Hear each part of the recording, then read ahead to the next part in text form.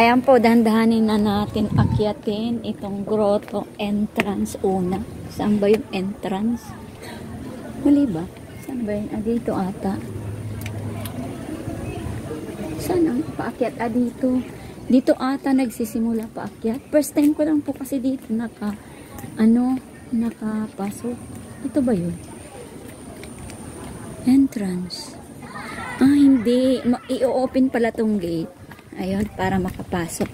So, nakasarado pala. So, dito yung entrance.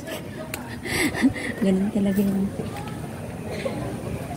Hindi nga rin.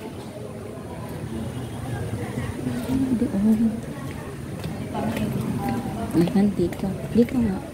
Doon ang entrance. Doon nga. Ayun, pasensya na ha.